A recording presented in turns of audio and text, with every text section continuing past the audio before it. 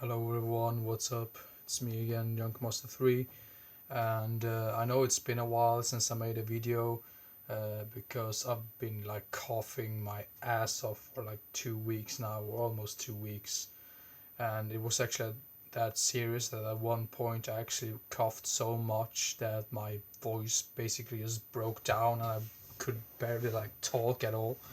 So yeah, that's my excuse for being really late with this video, but yeah, I shouldn't make excuses probably, but well, that's the reason why I've been gone for quite a while now.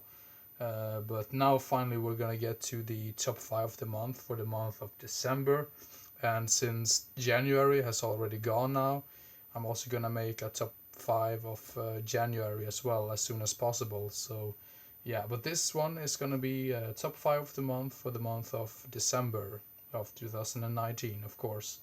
So yeah, let's begin at number 5. Two of these films I don't have in my collection, but I would love to have them. At number 5, we have a film called Deadly Weapon from 1989.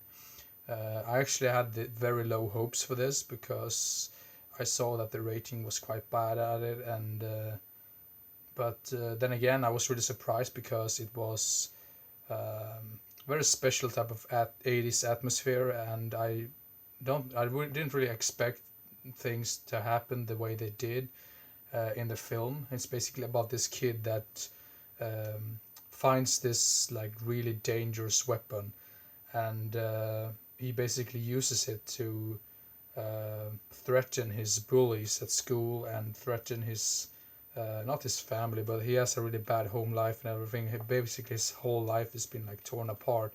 So of course, like the FBI's and all of those guys are after him, and he takes like some people hostage, and it gets really serious. And I did not really expect the movie to go in that way, and I really like the ending. I know some people probably don't like the ending, but I really like the ending. I think that really did the movie justice, and did made it a little bit better.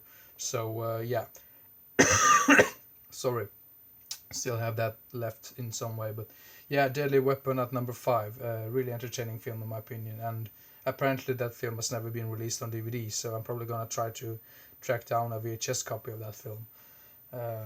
The next one I know for sure has a DVD release, but yeah, probably gonna pick that up as well sooner or later.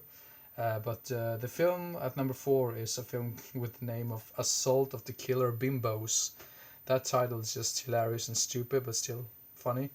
And yeah, really entertaining, cheesy 80s comedy film about these three girls that run away. And I think there's like two of them are prostitutes, I believe, and one of them is like an exotic dancer or something, or stripper. I think maybe some all of them are strippers. I'm not too sure, but they run away because they're not really feeling well and they want to go out on an adventure. And there's a whole lot of funny um, things going on in the film, and I'm not gonna spoil that if you haven't seen the film because I think yeah you have to see it for yourself if you like that type of humor or not. But yeah, Assault of the Killer Bimbos at number 4, really entertaining film.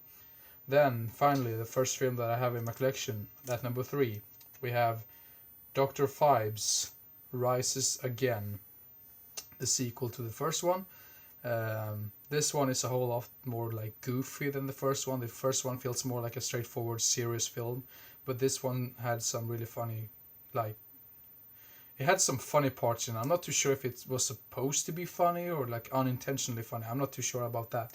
But this one was really entertaining and really weird at the same time. But I'm a big fan of Vincent Price in general, so couldn't really go wrong with this one. But pretty damn nice follow up to the first one. So yeah, Dr. Phibes Rises Again at number 3.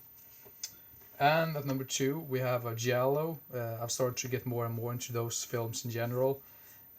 This one was really entertaining and very atmospheric. I mean, that's something that I really like about some films.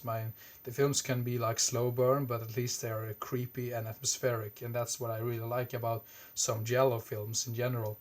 But this film is called The Red Queen Kills Seven Times.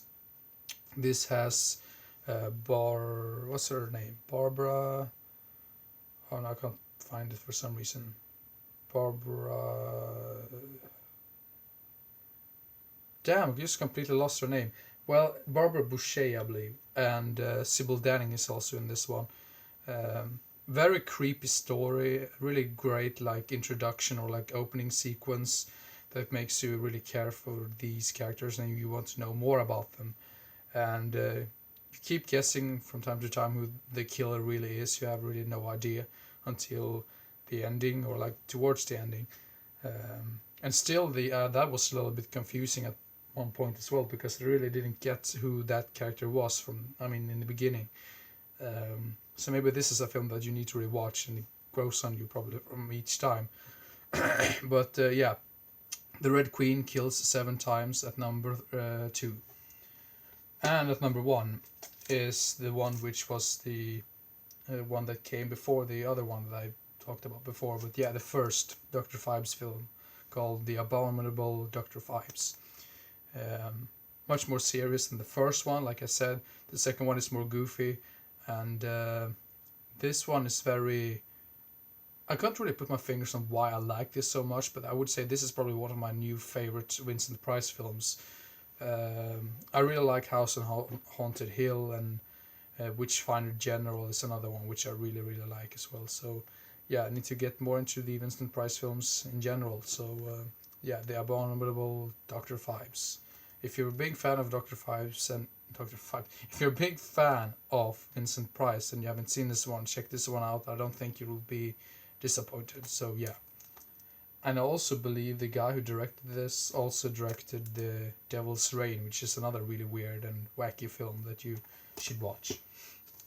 So yeah, thank you very much for watching, and I hope you enjoyed and didn't get bored. And I hope to see you again as soon as possible. So see you next time.